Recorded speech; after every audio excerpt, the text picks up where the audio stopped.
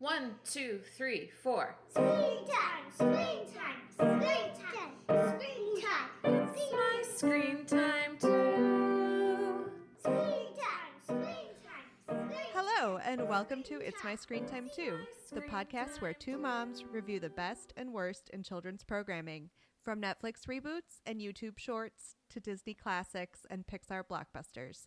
We watch, you listen. Find out what you can tolerate watching for family movie night, what to avoid altogether, and what you'll want to watch alone, voluntarily. I'm Katie. I'm Deborah.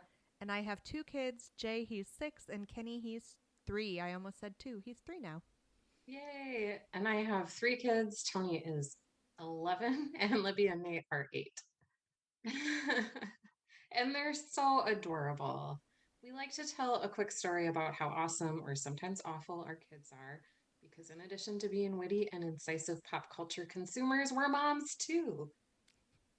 I want to tell you about my main Potterhead, Libby. She has been getting downloadable audiobooks from the library. So she's had the Harry Potter books read to her, mostly by Jeremy. She's read all of them herself. And now she's listening to them audiobook style. And she just like walks around with the iPad clutched to her chest. And then she'll sit down and, like play with toys for a while and listen or like do a craft or whatever. And she's just like in this Harry Potter dreamscape all the time. And I love it. Oh, that's adorable. And thank goodness for audiobooks. Right? Yeah. She's using the iPad, but in terms of the screen time pyramid that I like to go by, that is like a freebie. Yeah, it's barely even on the pyramid. Right. How about your kids? Well, I told you about the bloody shark backpack, right? No. Okay, then I bet that sentence sounded really weird. It did. So I go to get my kids' backpacks. It's the day before school started for us, which was a full week before school was starting for the rest of the county, like the public school. So I thought we had plenty of time. I take them to Burlington to try and get a backpack. They're totally out. So then I take them to Walmart. They have a few. I just decide that Jay can keep using his backpack because it's just black. It's fine. And Kenny picks one with sharks on it. And only when I get it home do I realize that in addition to the sharks, there are like puddles of blood like all over this pattern. I'm still baffled. Like, why is this a backpack? Oh my, for a child. For anyone, but yes, for a child. Like, even a high schooler, I would be like, really? So then at the last minute, I had to make all these patches and like sew them strategically all on the backpack to cover up the blood spatter. Oh my gosh, that's so funny.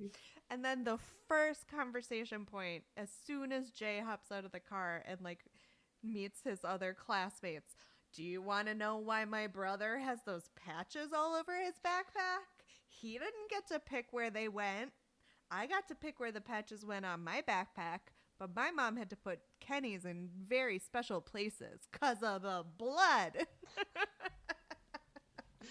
Oh my gosh, that's so funny.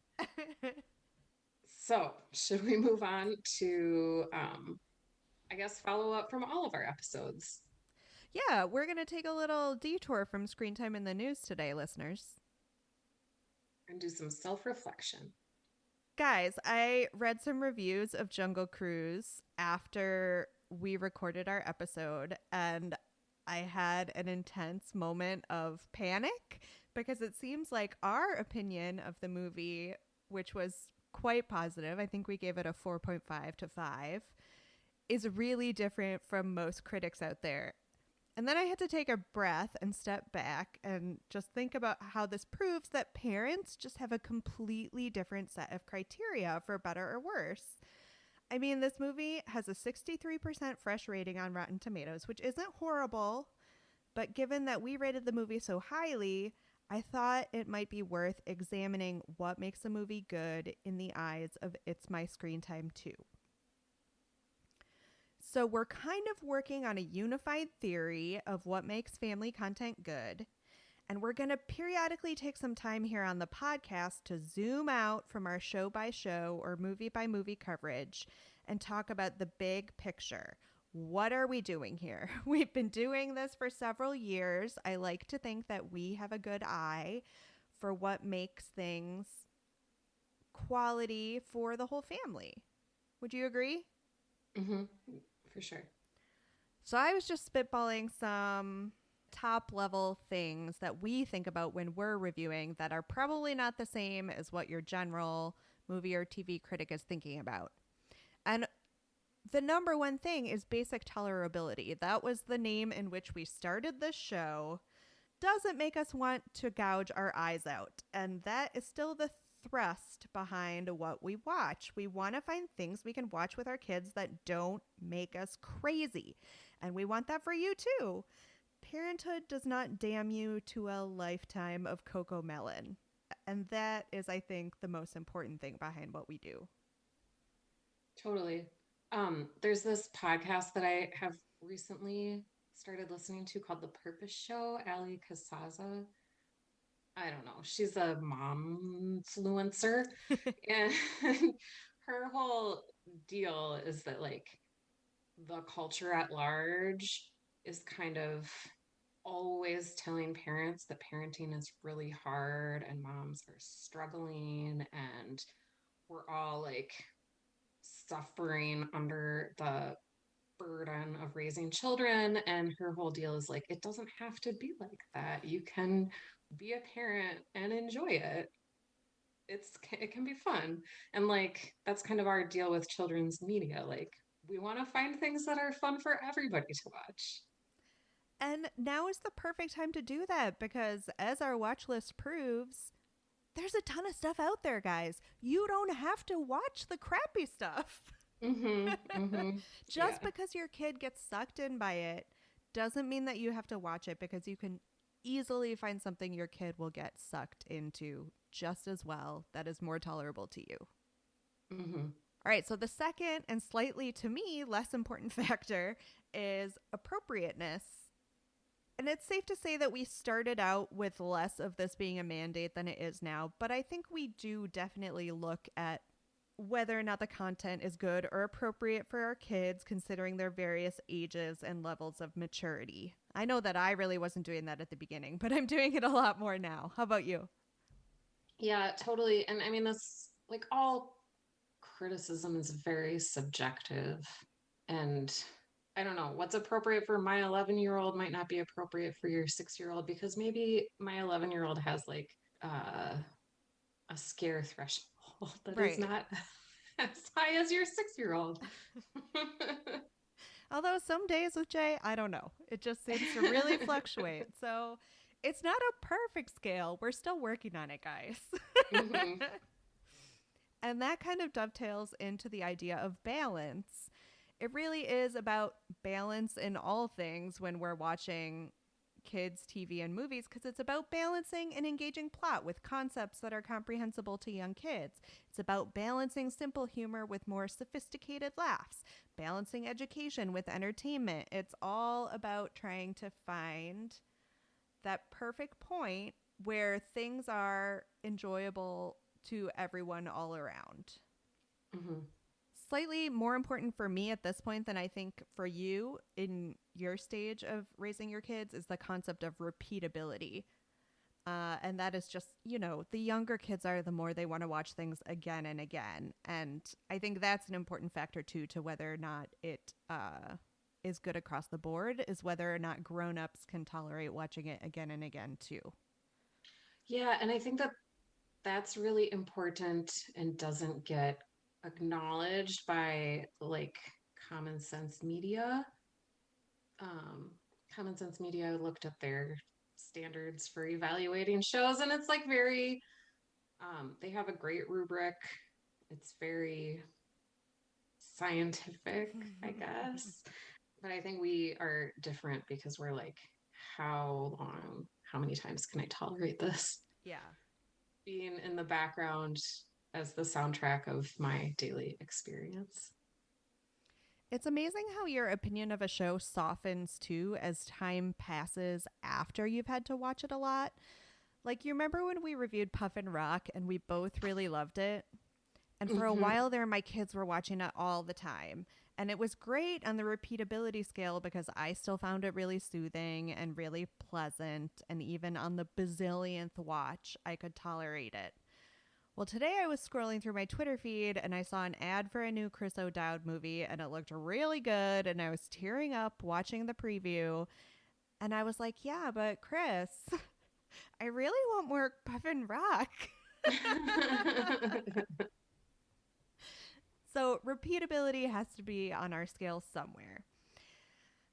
And then I think, in contrast with the idea that we started the podcast off with, which was tolerability, something that we've definitely learned to embrace over the course of the podcast is the concept of engagement. Through all of our screen time in the news reading, we have learned that that is the number one thing that makes screen time for kids okay. I don't know. That's a horrible way to put it, but You're not like you don't like you can just turn on the TV and have it be like a very passive experience to keep your kids sitting still in a room so you know that they're safe while you can like take a shower. But what we really want is for them to be like learning something from it. It doesn't have to be like learning your numbers or letters or whatever. Like you've talked about how you want your kids to like follow a plot, and I think that is a valuable thing. So shows that are good have that and are challenging for your kids and you and lead to good conversations. Am I going in the direction you want me to go? yes, yes, that is perfect. And I think everything we've read and learned about the perils of screen time really does focus on the perils of passive screen time. Mm-hmm. And to me, this engagement factor is what really alleviates some of the guilt associated with having screen time with your kids. So, based on these criteria and the ones we haven't been able to fully articulate yet, not that we necessarily articulated any of those in a great way, The Jungle Cruise was a hit for us in a way that it wasn't a hit for more traditional critics. More artistic judgments are definitely important, but maybe not as important for our purposes. So thank you for letting us blather on about that a little bit. Hopefully it clarified things for you. I clarified things for me, helped me work out any guilt I might have about not having similar opinions to quote unquote real critics about the Jungle Cruise. How about you, Deborah? I don't know. I don't think that you need to feel bad about liking something that a paid film critic didn't like as much as you. I think it's fine.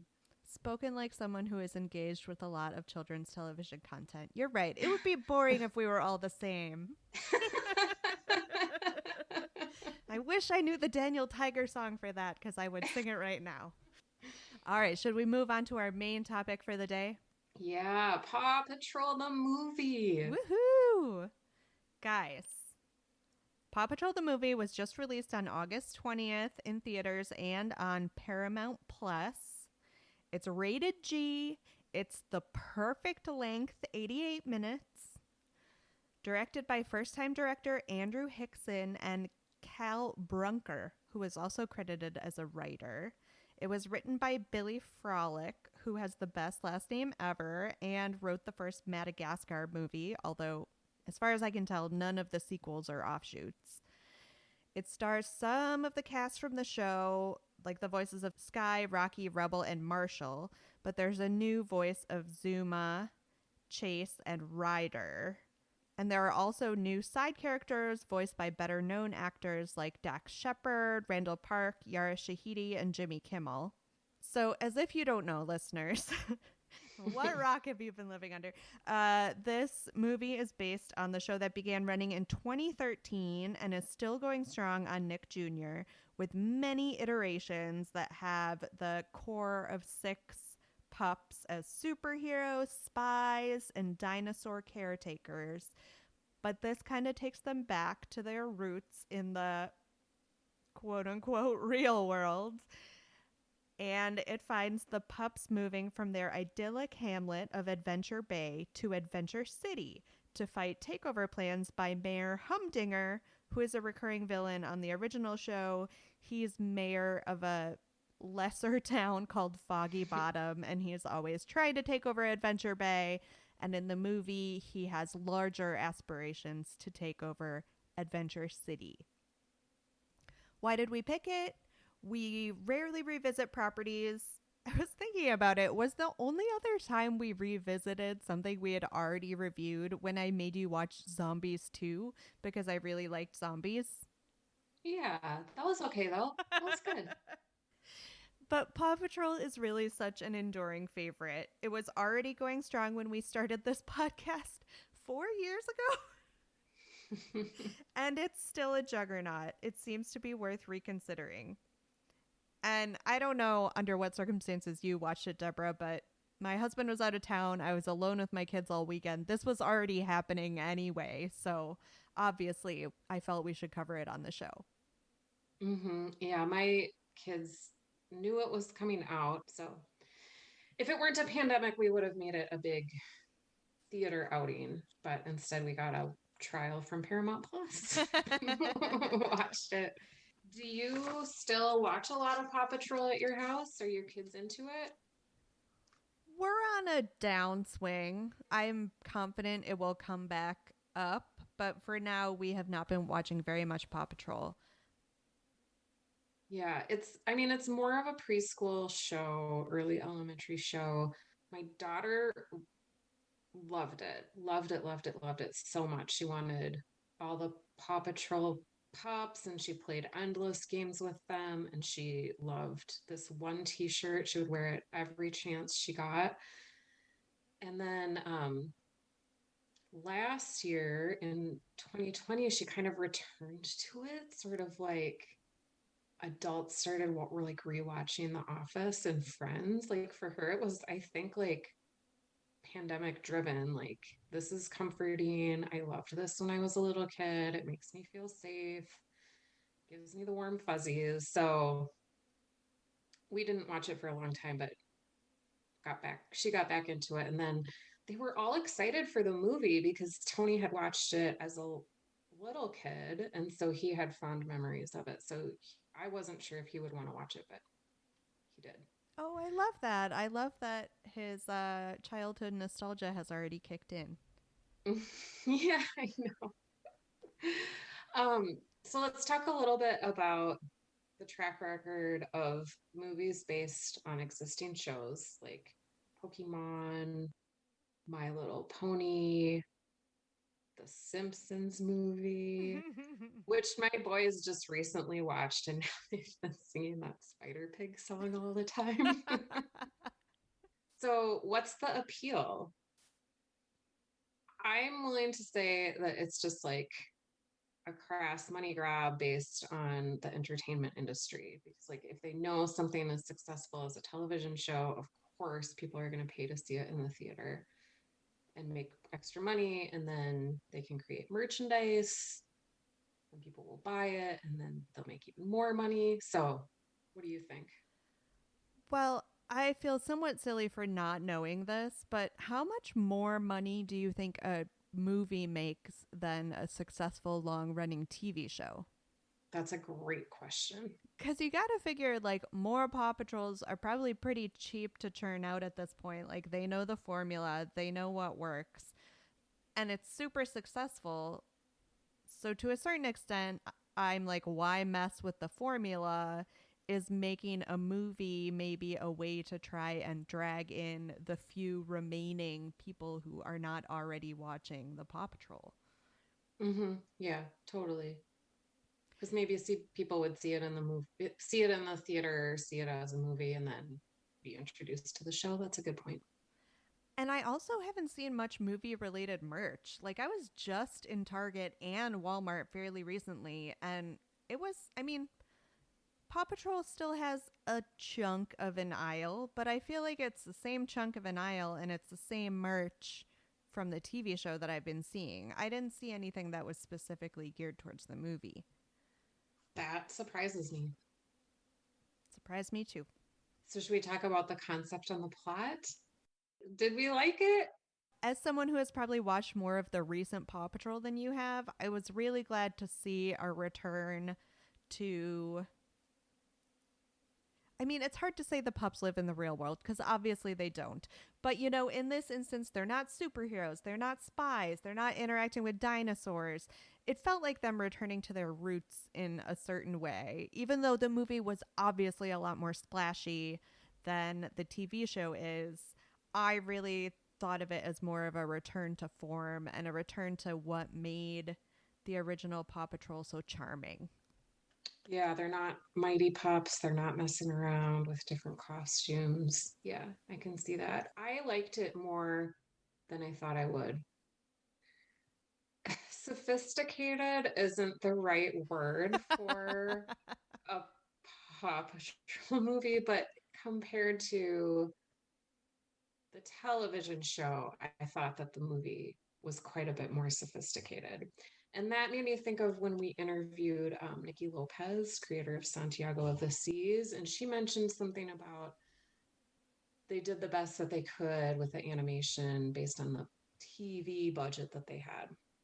And as somebody who doesn't work in that industry, I don't ever think about the difference between creating TV shows and creating movies. And this clearly had a much bigger animation budget and a different goal for the script. Right. So they add another girl dog to the team, Liberty. She's cute. Mm-hmm. What type of dog is she? Is she like a spaniel? Well, she is long, so she's a wiener dog, right? Okay. I think so. Okay, but she had those long ears. I'm not a dog person. I think there are some wiener dogs that have like the fluffy ears, but yeah, she definitely had like Lady and the Tramp Cocker Spaniel ear vibes. Yeah. But they didn't include Everest. This show, the sticking point has been from the beginning, or one of my sticking points from the beginning has been why they don't have more girl dogs. Like they have 6 dogs on the team. Why was it only ever 5 boys and 1 girl? Yeah, that's like a real throwback to 80s shows from Yeah. our childhood. It's like when they were developing the concept, it didn't occur to them that it would appeal to girls. So then they tacked on Everest, who is like the husky. She lives on the mountain, but she's only part of the team sporadically. But then they also, over the course of the run, have added several other boy dogs. I don't get it. Also, on behalf of my younger sister, why can't Zuma just be a girl? So the opening scene of the movie is really adorable because it involves this little baby sea turtle who is having trouble crossing the freeway. Which is such a classic early Paw Patrol plot. Is the turtles trying to get across like the one seafront road in Adventure Bay. And then a semi truck driver has a near miss, but has a big accident, is completely in peril, and then expresses like total dismay when he finds out that the emergency services are provided by puppies. I thought that was pretty funny, but then it doesn't even come up when they move to righting wrongs in Adventure City. Like, doesn't Adventure City have its own emergency services team? I know, and even in the logic of this world, maybe they have their own team of puppies that has been maintaining order. Like, and what happens to Adventure Bay? Do they have like a B team on call that can be there if, like, I don't know, Mayor Goodway's luau goes wrong? Right. I don't know. So Chase is definitely still like the main pup, and the story revolves around him, and he's having like sort of a crisis of confidence. What did you think about the choice to foreground the police pup?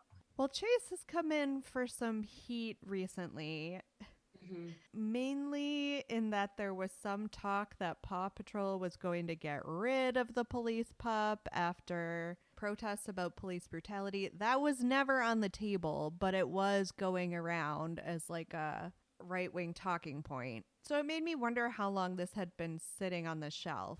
Because I think they could just as easily have foregrounded another of the dogs with a very similar story. Like, we had never heard about Chase's origins in Adventure City before this point. It could have just as easily been Marshall, who was adopted from the mean streets of Adventure City. I did like the origin story. I liked that Chase got vulnerable and revealed some of his insecurities. It made me think a lot. We just had the Summer Olympics and Simone Biles got the twisties, and it's good for us to see pups who are in prominent positions advocate for good mental health practices. And for his coworkers to emphasize to him that that's okay.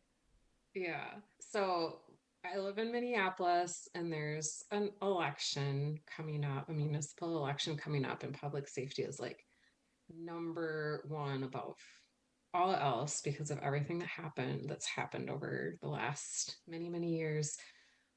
So a more realistic storyline would have been for me if Chase had been like, am I really the pup for the job here? Do people really need law enforcement right now? Maybe they need a social worker. Mm-hmm. Can we get a social worker in here who's got some mental health training and can maybe provide a hot meal, get people a warm bed? And that could have been Liberty's job instead of like her whole thing is that she's street smart and she understands the city. hmm I have not watched the TV show in a long time. Is Mayor Humdinger always this evil? Yeah, pretty much. He is Okay. always this evil. So he comes in and becomes mayor of Adventure City on a technicality. And this is really the perfect time for a bizarre election plot, which feels weird to say in August. But we have a lot of bonkers election stuff going on in this country right now. Yeah, and it's super timely to have like a very narcissistic, very corrupt politician, no matter what side of the political spectrum you fall on. And I guess we can all be glad that we don't have Mayor Humdinger. That's something we can probably all agree on. Hashtag Humdinger. Hashtag Humdinger 2022. He is a great, great villain. Oh, yes. Oh my gosh. He's Lots so of bad. laughs. Yeah. So, what did you think about the writing and the script and the dialogue? It was definitely more self aware than the show. Starting with the moment that you mentioned where the truck driver actually points out the absurdity of having the pups in charge of rescuing people and solving crimes and whatnot. Like, the show would never really broach that. Mm-hmm. And also, I've always been super curious about where Ryder gets his money. So they move to Adventure City and they have this huge high-rise headquarters. And one of the pups, I think it may have been Sky, I don't know, was like, how do we afford this? And Ryder just comes out and says, merch sales. That was really funny. Because I can believe it, Ryder. I really can. So thoughts on the cast and the characters? And did anybody stand out? Did you love or hate anybody? I looked at the cast before I watched the movie. Did you? I looked at it after I read your document. Okay. So I didn't recognize any voices. I was on the lookout for these more prominent voices, and because none of them, with one exception, which I'll get to in a minute, none of them were part of the core cast of Ryder and the Pups, it just felt like they were wasted. Like, why did they even invest in talent like this? Yara Shahidi's character in particular, I thought was just totally wasted. Yeah. And then you have Dax Shepard and Randall Park. They're just like the mayor's bodyguards. Like, I guess they have a couple gag moments, but it felt like a weird use of the bigger name talent.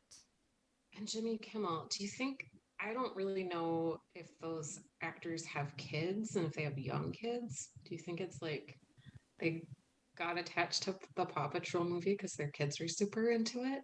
That is a really good point. I did not consider that, but yeah, I can believe that being like, I could just see Dax Shepard sitting around the like family dinner table being like, well, yeah, kids, mommy was in Frozen, but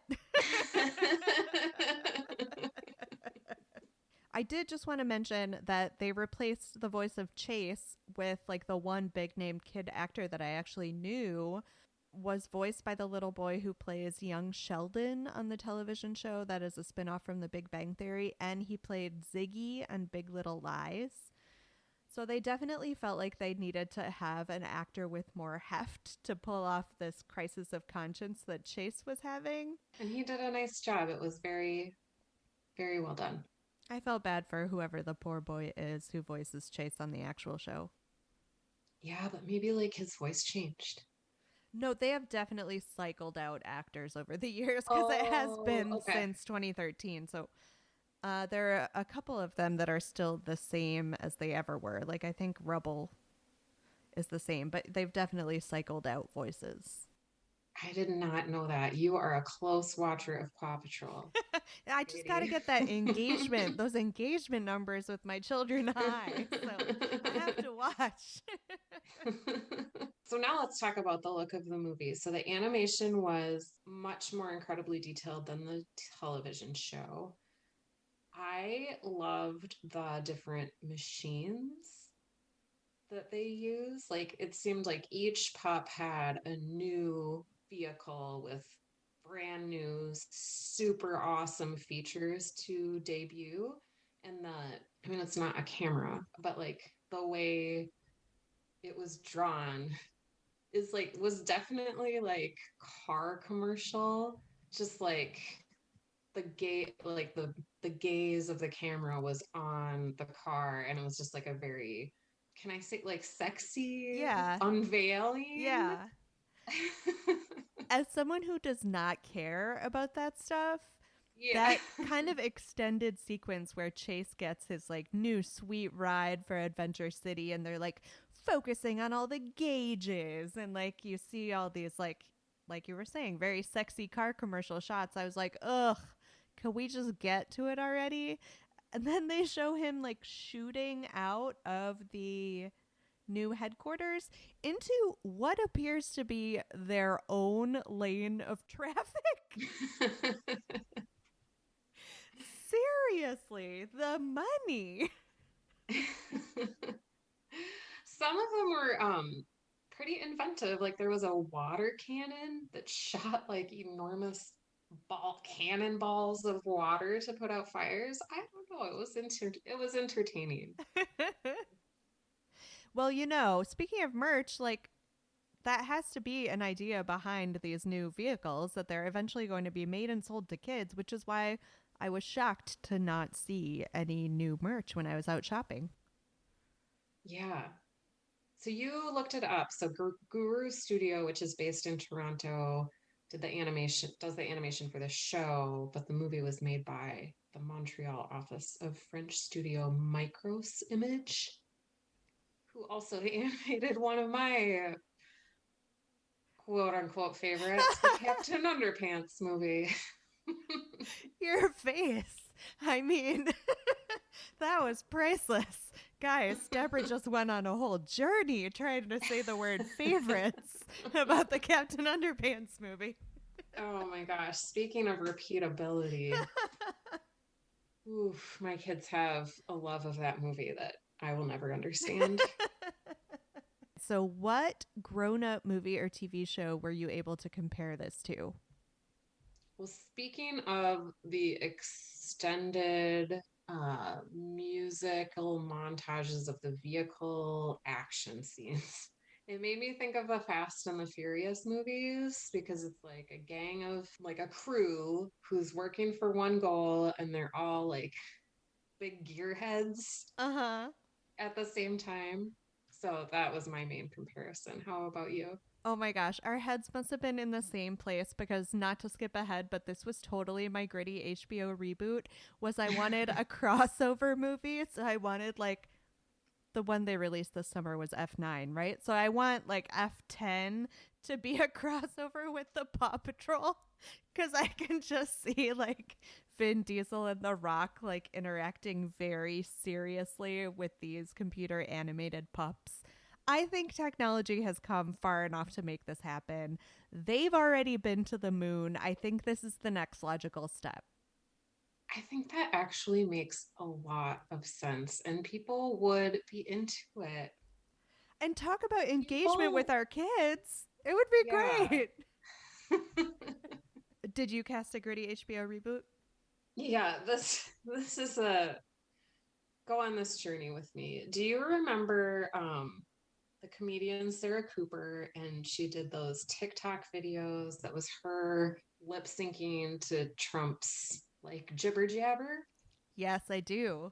For a minute, I Okay. was going to say you lost me at TikTok, but I guess, yes, I do remember that. You don't have to have a TikTok subscription login to see those Account, like account, okay. right? I don't know. Profile? I What don't is have a TikTok. technology? Okay. And remember the silly egg opening toy YouTube videos that we reviewed way back in the day? Remember, they are a part of my life now in a way that they were not then. But go on. Okay, so I would love to see somebody with a nice collection of Paw Patrol figurines dub or lip sync the Paw Patrol toys over Real Housewives dialogue. I think that could be really funny. That does sound amazing. And I wish we could game this out because I don't have a good enough familiarity with any of the Real Housewives franchises to be like casting appropriately. Do you? Me neither, but I just read a profile of Kathy Hilton because she's new on one of the Housewives of New York, maybe. I've never gotten into it, but the algorithm would really love that. I would really love to see Sky just unleashing some serious, like, table flipping energy. I like where this is going. I like it a lot. So, do you think it was better when we were kids? Did this remind you of any like TV to movie crossovers that you watched when you were younger? Not really, but because the toys are so enmeshed with the show, it reminds me of those 80s properties like Care Bears, where like, which came first, the toys or the show? I actually have no memory of a Care Bears show, but the first Care Bears movie, man, that is like indelibly etched on my brain. I loved that movie so much. Yeah, how about you? Do you think it was better when you were a kid? I have a lot of fond memories about things like the Care Bears movie, but I'm willing to bet that they were 9,000 times less tolerable to parents than this was. Mm-hmm. Mm-hmm. Would you ever watch the Paw Patrol movie alone voluntarily? No, but that's because my kids liked it a lot, and I'm sure I'll watch it again. As we're recording this, yeah, I've definitely watched it a hair over 3 times, and I do not need to be watching it by myself. Should we do 10 seconds on whether this is good for our kids? We have a good age range to like explore this one. Yeah, it was good for all my kids. Tony, my 11-year-old, he was fine watching it one time. I don't think he's going to watch it again. And we had my niece and nephew over who were a little bit younger, and it's right up my nephew's alley. He's 4, super into it. Yeah, I think there were things to like here for both of my kids. The 3-year-old was laughing a lot. The 6-year-old thought he was too cool for it when we started the movie, and by the end, he was totally into it. Ratings? You go first. I would give it a 4.5. I don't know. That delivery was spot on. That's good audio. That is good audio. You know what? I looked back on our rating for the original Paw Patrol. We gave it a 3.5. I kind of think I stand by that for the movie. I find Paw Patrol to be perfectly tolerable, but it's nowhere near my favorite of shows for the preschool set. And I kind of felt the same about the movie, even though it was prettier to look at. So maybe I would nudge up to a 4, just because as a grown-up, it was a bit more visually interesting. Mm-hmm.